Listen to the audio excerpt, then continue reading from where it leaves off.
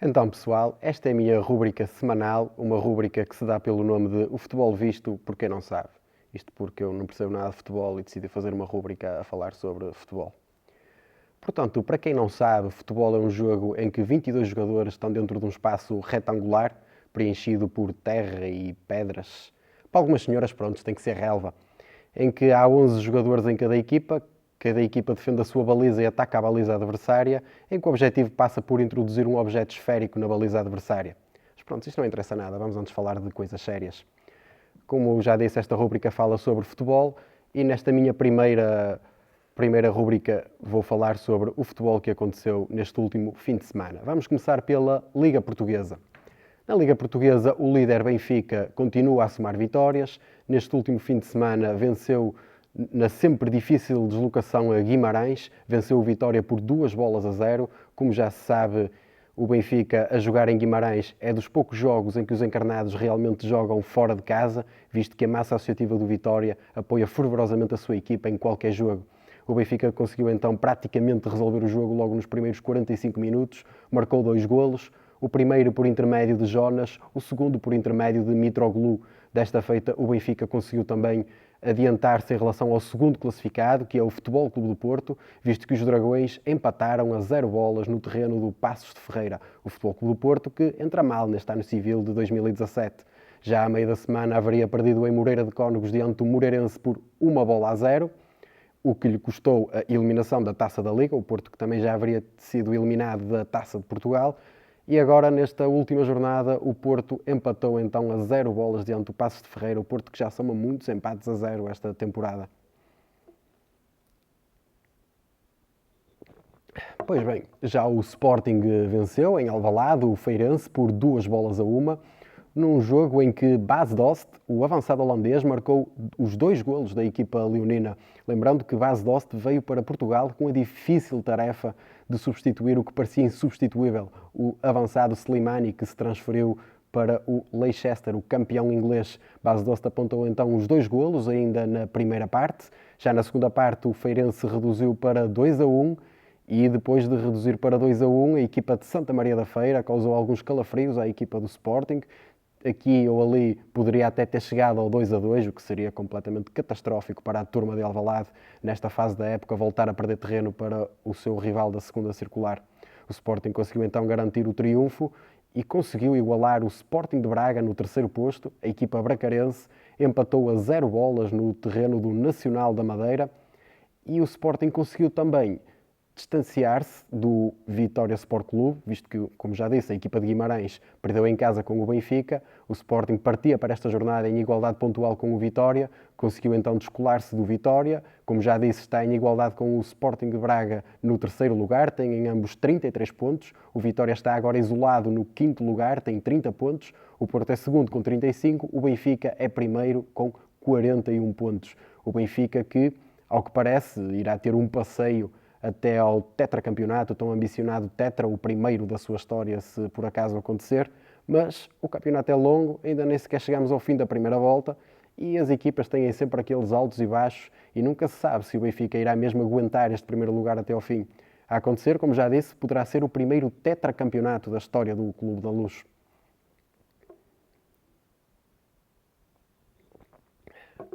Pois bem, mas a Liga Portuguesa não é só feita dos primeiros classificados, podemos também falar de outros jogos.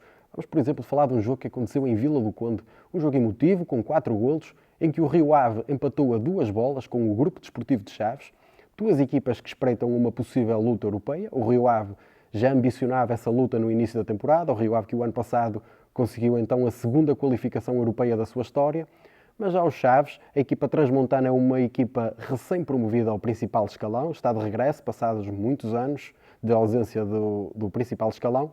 O Chaves empatou então em Vila do Conde, o Chaves está no 7º lugar, o Rio Ave é 6º, e está a fazer uma excelente campanha, visto que o Chaves já trocou treinador. O treinador no início da temporada era Jorge Simão, que teve que se transferir para o Sporting de Braga a quando do despedimento de José Peseiro, mas mesmo assim, mesmo tendo trocado treinador, o Chaves continua a realizar uma muito boa campanha no principal campeonato português.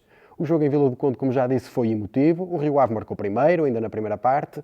Foi para intervalo a ganhar por 1-0. Já no segundo tempo, o Chaves deu a volta, esteve a vencer por 2-1, mas já ali nos últimos minutos o Rio Ave restabeleceu a igualdade e o resultado final foi um empate 2-2.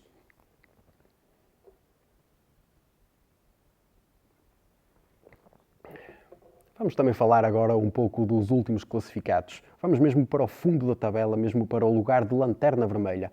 Nesse lugar está a equipa do Tondela. Tem apenas 10 pontos, o que parece mau, mas nem é muito mau, porque este é o percurso normal do Tondela para conseguir o seu objetivo da permanência. O Tondela perdeu em casa com o Arouca por 2-1 e está a fazer um excelente percurso para conseguir os seus objetivos, visto que isto é uma estratégia muito parecida com a estratégia que o Tondela adotou o ano passado. Para mim, o Tondela, o ano passado, foi campeão nacional. Há quem diga que foi o Benfica, só porque ficou em primeiro lugar ou assim qualquer coisa.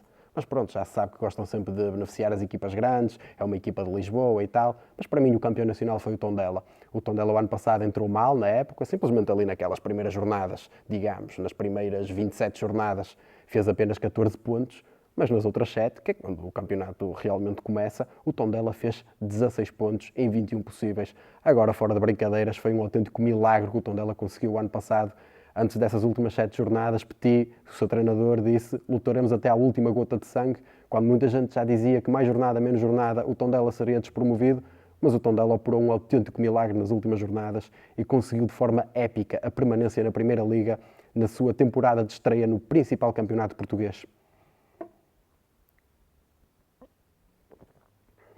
Esta estratégia do Tondela parece-me muito boa, porque reparem, aquelas equipas que fazem campeonatos tranquilos, que andam ali pelo meio da tabela, depois nas últimas jornadas praticamente já não lutam por nada, aqueles jogos da reta final da época já nem têm interesse nenhum. O Tondela tem uma estratégia que me parece bem mais engraçada, andar ali em último a sofrer, chegar a um ponto em que parece que mais jornada, menos jornada será despromovido e depois nas últimas jornadas fazer uma recuperação sensacional, conseguir a manutenção na última jornada de forma épica e no fim festejar isto como se tivesse sido campeão nacional. Acho que dá outra beleza ao futebol.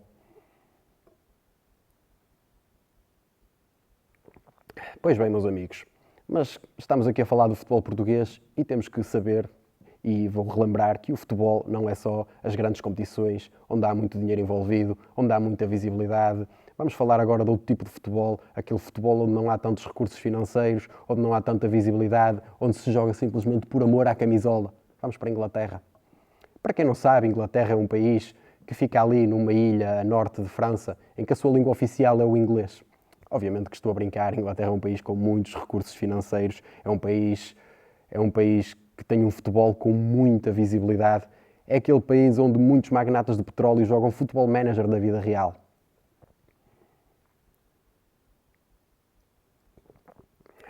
Este último fim de semana, em terras de Sua Majestade, não se jogou como é normal a jornada da Premier League, jogou-se sim a Taça de Inglaterra, meus amigos. A Taça de Inglaterra, que é a competição mais antiga do mundo.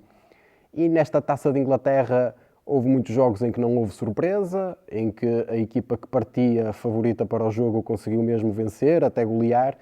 E quando falamos nestas coisas de taça, gostamos mais de nos focar nas surpresas, naqueles jogos que estragam a vida a muitos apostadores. Vamos falar de algumas surpresas que aconteceram neste último fim de semana na Taça de Inglaterra. A Taça de Inglaterra teve vários jogos. Eu vou destacar aqui 3 surpresas. A do Stoke City, que perdeu em casa, o Stoke City da Premier League, perdeu em casa com o Wolverhampton do segundo escalão por 2-0. Poderemos também falar do Bournemouth, uma equipa que está a causar sensação na Premier League, mas neste jogo da taça foi ao terreno do Millwall perder por 3-0 contra o Millwall, que é do terceiro escalão. Verdadeiramente incrível este resultado. Podemos também falar do jogo do Liverpool, que recebeu uma formação do quarto escalão, o Plymouth, e empatou a 0 bolas. O Liverpool nesse jogo teve muita posse de bola, criou várias ocasiões, mas não conseguiu fazer o golo. Portanto, será forçado a um segundo jogo, relembrando que nesta competição, na Taça de Inglaterra, quando no primeiro jogo se verifica um empate ao fim dos 90 minutos, é necessário um jogo de desempate em casa da equipa que no primeiro jogo jogou como visitante. Neste caso, o Liverpool vai ter que se deslocar à casa do Plymouth para efetuar esse jogo de desempate e aí sim terá que haver resolução, prolongamento, grandes penalidades, se necessário. Como já disse, então, esta Taça de Inglaterra é uma prova mítica porque é a mais antiga do futebol mundial. Imaginem só o que é subir o escadario do Wembley para levantar este troféu.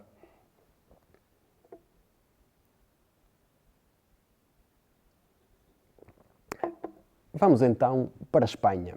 Ora bem, em Espanha, o Barcelona, que tem tido alguns deslizes esta temporada, voltou a ter um deslize. Empatou em casa do Villarreal. Ainda vou-te explicar porque é que esta equipa de Trás-os-Montes joga no futebol espanhol. Estou a brincar, obviamente. O Barcelona empatou então em casa do Villarreal. O submarino amarelo marcou um golo logo no início da segunda parte. Leo Messi, sobre os 90 minutos, fez das suas, fez o 1-1 e evitou males maiores para a equipa da Catalunha. Com este empate, o Barcelona viu o Sevilha ultrapassá-lo. O Sevilha, que é agora segundo, tem 36 pontos, o Barcelona tem 35 e, como o Real Madrid venceu em casa o Granada por 5-0, o Barcelona perdeu ainda terreno para o líder, que é precisamente o Real Madrid. Como já disse, venceu por 5-0, 4 golos logo na primeira parte, 2 de Isco, 1 de Benzema, outro de Cristiano Ronaldo. Já no segundo tempo, Casemiro fez o 5-0 e o resultado final. O Real Madrid é líder, tem 40 pontos, mais 4 que o Sevilha e mais 5 que o Barcelona, e o Real Madrid tem ainda um jogo a menos. O que para o Real Madrid é muito importante. O Real Madrid precisa de conquistar mais vezes a Liga Espanhola, precisa de conquistar a Liga Espanhola com mais regularidade. O Real Madrid nos últimos anos tem tido sucesso internacional. Nas últimas 3 épocas venceu por 2 vezes a Liga dos Campeões, mas no que toca ao Campeonato Espanhol, nas últimas 8 temporadas venceu apenas por 1 vez esta prova, o que é muito pouco para um clube que investe como o Real Madrid e que tem a grandeza, a dimensão que este clube tem, que o Clube de Madrid tem, quero dizer.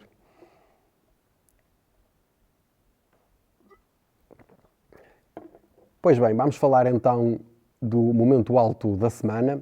O momento alto da semana ainda está para acontecer, isto porque eu só jogo futebol às quartas-feiras, quer dizer, se calhar esse é o momento deprimente da semana. Isto porque eu tive um azar na vida, eu passei ao lado de uma grande carreira. Eu sou destro e tive o azar de nascer com 2 pés esquerdos, senão teria uma carreira de sucesso, com certeza.